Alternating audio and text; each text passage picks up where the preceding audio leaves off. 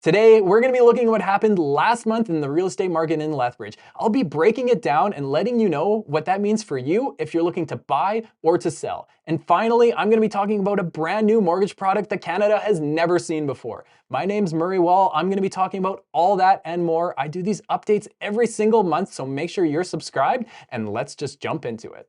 Starting with the Lethbridge real estate news, we saw an average closing price of $348,513. This is slightly lower than in the previous month when we had a record-breaking highest ever closing price, but it's pretty much on par for the rest of the year. There were 159 sales, with the most expensive being $1,036,600 and the cheapest being just $75,000. The $75,000 property did go through a fire on the inside and was a teardown, but for a savvy investor, it could definitely be worth it. There were 139 new listings on the market, bringing the total amount of active listings to 363. This is seriously low for Lethbridge. We haven't seen a lower number of active listings since January 2022, so nearly 2 years ago.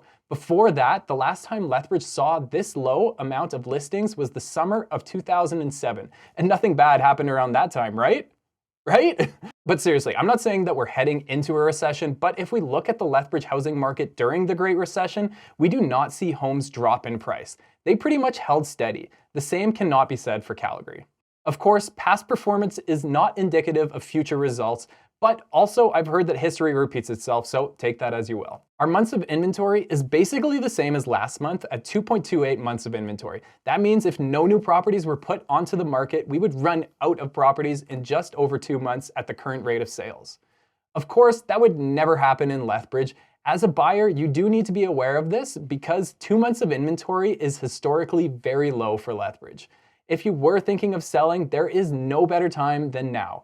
As previously mentioned, there's a serious lack of homes on the market, so this could allow you to get more money for your home. In Lethbridge, there are always more listings on the market in the summer than in the winter. So why not list in the winter when there's less competition? I can assure you there are still buyers out there who want to move before the year is over. The average number of days that a property stayed on the market before selling final is 63 days, which is nearly the same as the previous month, but still historically low for Lethbridge. There was one home that sold final in 3 days and one home that took 646 days on the market before selling. If you want to be notified of properties that fit your description, I have an app that you can download. The link is in the description below. As for national real estate news, the Bank of Canada has held interest rates steady at 5%. And a new mortgage product has been introduced in Canada.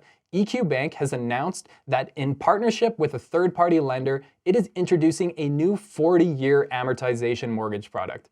That's right, 40 years. Although the exact pricing is not yet available, rates are expected to be in the 9% range, given that this is an uninsured alternative lending product with an extended amortization and potential higher risks.